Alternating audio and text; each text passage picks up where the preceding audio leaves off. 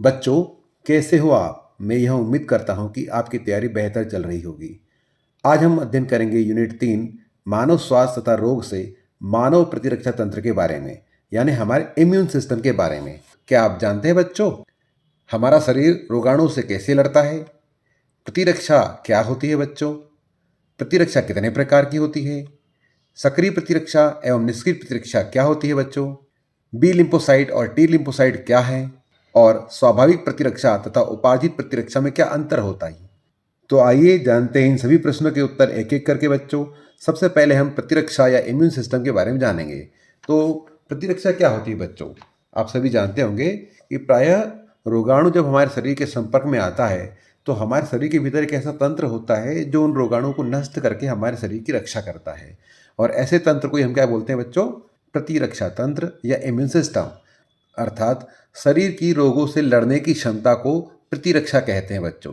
यह हमारे शरीर का एक ऐसा तंत्र है जो रोगाणुओं को पहचान कर उन्हें नष्ट करने का कार्य करता है बच्चों। ठीक है, शरीर की रोगों से लड़ने की क्षमता को हम प्रतिरक्षा कहते हैं बच्चों।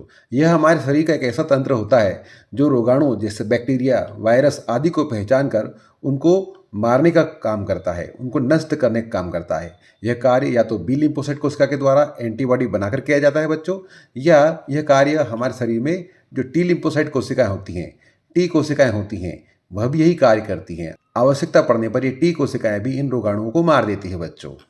ठीक है, तो इस प्रकार से हमारे शरीर की रक्षा हो जाती है। प्रतिरक्षा कितने प्रकार की होती है बच्चों? तो प्रतिरक्षा सामान्यतः दो प्रकार की होती है। एक होती है जन्मजात प्रतिरक्षा, एक होती है उपार्जित प्रतिरक्षा। पहला हम देखेंगे जन्मजात प्रतिरक्षा या स्वाभाविक प्रतिरक्षा। बच्चों, यह एक सामान्य प्रकार की प्रतिरक्षा होती है जो गैर विशिष्ट प्रतिरक्षा के अंतर्गत आती है। अर्थात यह किसी रोगाणु विशेष के लिए, बीमारी विशेष के लिए नहीं होती है और यह हमें जन्म से ही मिलती है। इसमें शारीरिक बाधाएं जैसे त्वचा, श्लेष्म झिल्लियां आदि के द्वारा ये कार्य होता है और शरीर की रक्षा हो जाती है। और प्रायः इसकी प्रतिक्रिया तुरंत होती है जिससे शरीर बच जाता है बच्चों। तो जब जन्म से ही कोई प्रतिरक्षा प्राप्त होती है उसी को हम स्वाभाविक प्रतिरक्षा या जन्मजात प्रतिरक्षा कहते हैं बच्चों। दूसरा देखें, उपार्जित प्रतिरक्षा किसे कहेंगे बच्चों? यह वह प्रतिरक्षा है बच्चों जो जन्म के बाद विकसित होती है और यह प्रतिरक्षा विशिष्ट होती है बच्चों। इसकी मुख्य विशेषता स्मृति यानी मेमोरी होती है, याददाश्त होती है। जैसे कोई रोगाणु पहली बार किसी जीव के संपर्क में आता है तो प्रतिरक्षा तंत्र उसकी प्राथमिक अनुक्रिया देता है बच्चों, और जब दूसरी बार वह रोगाणु शरीर के संपर्क में आता है तो द्वितीयक अनुक्रिया के द्वारा शरीर को नष्ट कर देता है बच्चों। ठीक है, तो आप समझ गए, वह प्रतिरक्षा जो जन्म के बाद विकसित होती है, रोग विशेषीकृत होती है, जो स्मृति वाली होती है, जो रोगजनक की पहली बार प्रवेश के बाद में प्राथमिक अनुक्रिया देती है और दोबारा प्रवेश होने पर उसको नष्ट कर देती है, उसको द्वितीय रिस्पॉन्स देती है, उसको हम उपार्जित प्रतिरक्षा कहते हैं बच्चों। अब हम देखेंगे उपार्जित प्रतिरक्षा के मुख्य घटक बच्चों। तो उपार्जित प्रतिरक्षा की दो प्रमुख कोशिकाएं होती है, बी लिम्फोसाइट और टी लिम्फोसाइट, जिनको अपन बी सेल्स और टी सेल्स भी कहते हैं। तो बी सेल्स की क्या विशेषता है बच्चों? बी लिम्फोसाइट कोशिकाएं हमारे शरीर में आवश्यकता पड़ने पर बच्चों एंटीबॉडी का निर्माण करती है और यह लगातार एंटीबॉडी बनाकर हमारे शरीर की रक्षा करती है। ठीक है, जबकि जो टी कोशिकाएं होती हैं यह एंटीबॉडी नहीं बनाती लेकिन बी कोशिकाओं की मदद से शरीर की रक्षा करने का कार्य करती है बच्चों। ठीक है, अब हम आगे देखें उपार्जित प्रतिरक्षा के प्रकारों को। तो बच्चों, उपार्जित प्रतिरक्षा जो जन्म के पश्चात विकसित होती है यह मुख्य रूप से दो प्रकार की होती है बच्चों। एक होती है सक्रिय प्रतिरक्षा यानी एक्टिव इम्यूनिटी, और दूसरी होती है निष्क्रिय प्रतिरक्षा या पैसिव इम्यूनिटी।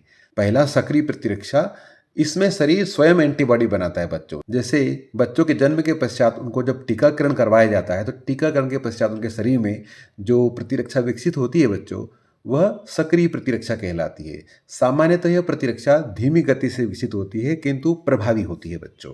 दूसरा, निष्क्रिय प्रतिरक्षा किसको कहते हैं बच्चों? तो निष्क्रिय प्रतिरक्षा में शरीर एंटीबॉडी नहीं बना पाता।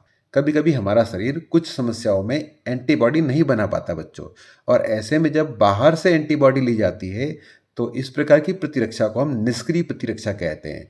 सामान्यतः माँ से जो शिशुओं को प्लेसेंटा के द्वारा जो प्रतिरक्षा प्राप्त होती है, या माता का जो दूध होता है जिसमें कोलेस्ट्रम होता है, कोलेस्ट्रम में जो प्रतिरक्षा होती है वह भी एक प्रकार की निष्क्रिय प्रतिरक्षा के अंतर्गत आती है जो शिशु की रक्षा करती है बच्चों। इसके अलावा आप यदि डॉग बाइट की घटना हो जाती है और उसको डॉग बाइट से बचाने के लिए रेबीज का इंजेक्शन लगाया जाता है, तो यह भी तुरंत असर करती है, किंतु ये अस्थायी होती है बच्चों। इस प्रकार की प्रतिरक्षा को हम क्या बोलेंगे? निष्क्रिय प्रतिरक्षा, क्योंकि दोनों कंडीशंस में हमने प्रतिरक्षा बाहर से प्राप्त की है। ठीक है, तो सामान्यतः सक्रिय प्रतिरक्षा और निष्क्रिय प्रतिरक्षा के अंतर को मैंने एक और वीडियो बनाकर अलग से उपलब्ध कराया है, आप उसको देखकर इस पूरी प्रक्रिया को आसानी से समझ सकते हैं। बच्चों, यहाँ तक तो ये उत्तर आपका समाप्त हो गया, किंतु यदि आपको अलग से प्रश्न पूछा जाता है कि बी लिम्फोसाइट और टी लिम्फोसाइट कोशिकाओं पर आप उत्तर लिखिए, तो आप यह उत्तर आगे बढ़ा सकते हैं। बच्चों, बी लिम्फोसाइट और टी लिम्फोसाइट क्या होता है? तो देखें, सबसे पहले इनके उत्पादन को देखें तो बी लिम्फोसाइट और टी लिम्फोसाइट दोनों का उत्पादन बच्चों बोन में, जो बोन मैरो होता है वहाँ पर इनका निर्माण होता है ना? बोन मैरो में इनका निर्माण होता है। किंतु परिपक्वन की जब बात आती है तो बच्चों जो बी लिम्फोसाइट है वह बोन मैरो में ही परिपक्व होती है। क्योंकि बी लिम्फोसाइट बोन मैरो में बनकर बोन मैरो में ही परिपक्व होती है, इसीलिए इसका नाम बी लिम्फोसाइट या बी सेल्स है बच्चों। जबकि टी लिम्फोसाइट का निर्माण बोन मैरो में होता है, किंतु इसका परिपक्वन बच्चों थाइमस ग्रंथि के भीतर होता है। ध्यान रखिएगा, चूंकि टी लिम्फोसाइट का परिपक्वन थाइमस ग्रंथि में होता है, इसीलिए इसको टी लिम्फोसाइट कहते हैं बच्चों। ध्यान रखिएगा। अब बी लिम्फोसाइट के बारे में और विस्तृत देखें तो बी लिम्फोसाइट बच्चों ये कोशिकाएं हमारे शरीर में एंटीबॉडी का निर्माण करती है। इनका मुख्य कार्य तरल प्रतिरक्षा अनुक्रिया प्रदान करना है। इनके दो मुख्य प्रकार होते हैं बच्चों। पहला प्लाज्मा कोशिकाएं, ठीक है, तो ये कोशिकाएं सक्रिय होकर खून में, हमारे रक्त में बहुत सारी एंटीबॉडी प्रोटीन बनाती है बच्चों। ठीक है, जो रोगाणुओं से लड़ने में हमारी मदद करती है। ठीक है, बहुत सारी एंटीबॉडी बनाती है जिससे रोगाणुओं से हम लड़ पाते हैं। इसी प्रकार एक मेमोरी बी सेल होती है बच्चों, इसमें एक स्मृति बी कोशिका होती है। ये क्या करती हैं? ये भविष्य में उसी रोगाणु के दोबारा हमले की पहचान करने के लिए शरीर में लंबे समय तक बनी रहती है। एक बार रोगाणु के शरीर में प्रवेश करने के पश्चात जब हमारा प्रतिरक्षा तंत्र उसको पहचानना प्रारंभ कर देता बच्चों, तो ये जो मेमोरी बी सेल है उसको पुनः प्रवेश करने पर उसको पहचान कर उनको नष्ट कर देती है, उस पर तत्काल त्वरित कार्रवाई करने का कार्य करती है। अब हम टी कोशिकाओं के प्रकारों को देखेंगे तो टी कोशिकाएं ये एंटीबॉडी नहीं बनाती है बच्चों, लेकिन ये आवश्यकता पड़ने पर बी लिम्फोसाइट की मदद करती है। सामान्यतः इसीलिए इसको हम कोशिका मध्यस्थ प्रतिरक्षा यानी कि सेल मीडिएटेड इम्यूनिटी भी कहते हैं। इसमें मुख्य रूप से 4 प्रकार की कोशिकाएं आती हैं बच्चों। पहला किलर टी सेल्स यानी कि मारक टी लिम्फोसाइट कोशिका। तो ये क्या करती है बच्चों? ये सामान्यतः सीधे संक्रमित कोशिकाओं या कैंसर कोशिकाओं को नष्ट करने का कार्य करती है। जबकि दूसरा प्रकार देखें, सहायक टी कोशिकाएं या हेल्पर टी लिम्फोसाइट क्या होती है बच्चों? ये बी कोशिकाओं को प्रतिरक्षा बनाने के लिए, एंटीबॉडी बनाने के लिए बच्चों उत्तेजित करती है। टी कोशिकाओं के अंदर आप देखें तो जो मारक टी कोशिका होती है बच्चों, उसमें CD8 प्रकार का प्रोटीन होता है और थाइमोसिन 1 प्रोटीन होता है। साथ ही यहाँ पर ये रिसेप्टर यानी ग्राही लगे होते हैं जिनकी सहायता से ये एंटीजन को पकड़ते हैं और नष्ट करते हैं। इसी प्रकार जो सहायक टी लिम्फोसाइट होता है उसमें CD4 प्रकार का प्रोटीन होता है और थाइमोसिन 1 प्रोटीन पाया जाता है। इसके साथ इसके सतह पर भी रिसेप्टर पाए जाते हैं जो एंटीजन से जुड़ने का कार्य करता है बच्चों। तीसरा प्रकार देखें, दमनकारी टी कोशिकाएं या सप्रेसर टी सेल्स। तो बच्चों ये प्रतिरक्षा प्रणाली को अपने ही शरीर की कोशिकाओं पर हमला करने से रोकती है। ध्यान रखेंगे, ये क्या करती हैं? ये प्रतिरक्षा प्रणाली को अपने ही शरीर की कोशिकाओं पर हमला करने से रोकती है। ठीक है, चौथा प्रकार देखें, मेमोरी टी सेल्स किसको कहते हैं बच्चों? तो ये पिछले संक्रमणों को याद रखती है ताकि भविष्य में शरीर जल्दी प्रतिक्रिया दे सके। जैसे ही कोई रोगाणु प्रवेश करेगा तो यह मेमोरी टी सेल्स जो हैं रोगाणुओं को तत्काल पहचान कर उनको नष्ट करने में सहायता करती है बच्चों। यहाँ तक तो यह उत्तर समाप्त हो गया बच्चों।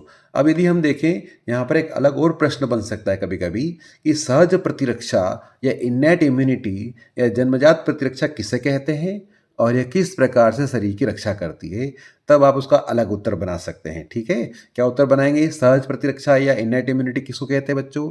तो एक ऐसी प्रतिरक्षा जो किसी भी जीव में जन्म से मौजूद होती है।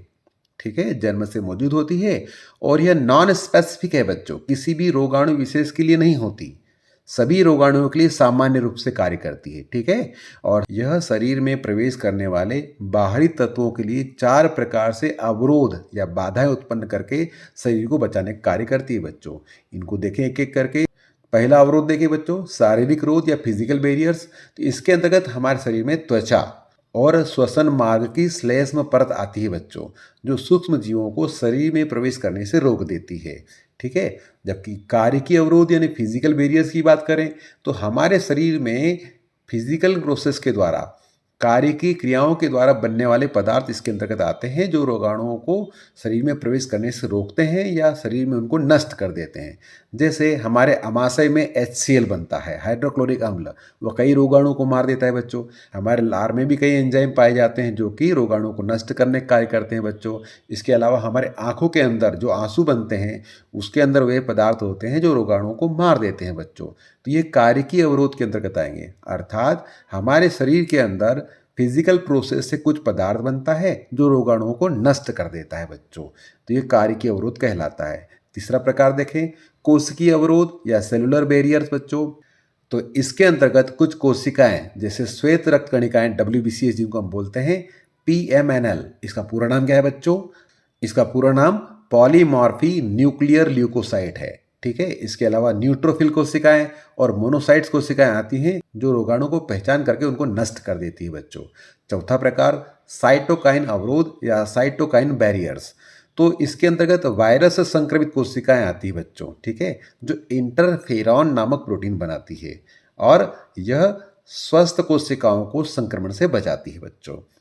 तो इस प्रकार यहाँ तक इसका प्रश्न का उत्तर समाप्त हो जाएगा। अब अगला प्रश्न देखें। यदि आपको परीक्षा में प्रश्न पूछा जाता है स्वाभाविक प्रतिरक्षा और उपार्जित प्रतिरक्षा में क्या अंतर है, तो अब आप यह अंतर देखेंगे बच्चों। तो स्वाभाविक प्रतिरक्षा जो जन्मजात है बच्चों, और उपार्जित प्रतिरक्षा जो जन्म के पश्चात उत्पन्न होती है। देखें इनमें क्या क्या अंतर है। तो पहला अंतर, प्रकृति के आधार पर स्वाभाविक प्रतिरक्षा एक अविशिष्ट रक्षा प्रणाली है बच्चों, नॉन स्पेसिफिक है, जबकि उपार्जित प्रतिरक्षा एक विशिष्ट रक्षा प्रणाली है जो रोग विशेषीकृत होती है बच्चों।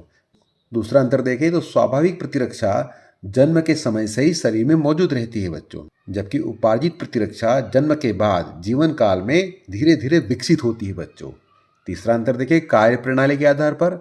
तो स्वाभाविक प्रतिरक्षा शरीर में बाहरी कारकों के प्रवेश को रोकने के लिए अवरोध उत्पन्न करती है, जैसे कि शारीरिक अवरोध, कार्यकीय अवरोध, कोशिकीय अवरोध। ठीक है। इस प्रकार के अलग अलग अवरोध उत्पन्न करती है। जबकि उपार्जित प्रतिरक्षा क्या करती है, यह रोगजनक के संपर्क में आने पर विशेष प्रकार का एंटीबॉडी बनाती है और वो एंटीबॉडी उस रोगाणु को नष्ट करने का कार्य करती है बच्चों। ठीक है। तो एक क्या करती है, अवरोध उत्पन्न करती है, जबकि दूसरा एंटीबॉडी बनाकर कार्य करती है बच्चों। चौथा अंतर देखिए बच्चों, स्मृति। तो स्वाभाविक प्रतिरक्षा में स्मृति नहीं होती बच्चों, अतः यह हर बार एक ही तरह से प्रतिक्रिया करेगा। ठीक है। जबकि उपार्जित प्रतिरक्षा में मेमोरी होती है, यह मेमोरी पर आधारित है, स्मृति पर आधारित है। अतः यदि दूसरी बार यदि वही रोगाणु प्रवेश करता है तो उस पर तेजी से एक्शन लिया जाता है, तेजी से क्रिया दी जाती है और शरीर को बचा लिया जाता है। अगला अंतर देखें अवरोध या घटक के बारे में। तो बच्चों स्वाभाविक प्रतिरक्षा में 4 प्रकार के अवरोध होते हैं, जैसे शारीरिक, कार्यकीय, कोशिकीय और साइटोकाइन अवरोध होते हैं। जबकि उपार्जित प्रतिरक्षा में देखें तो इसके अंतर्गत बी लिम्फोसाइट और टी लिम्फोसाइट मुख्य भूमिका निभाते हैं बच्चों। तो बच्चों आपको यह अंतर समझ में आ गए होंगे। आप इस प्रकार के अच्छे वीडियो के लिए चैनल को लाइक और सब्सक्राइब जरूर करें।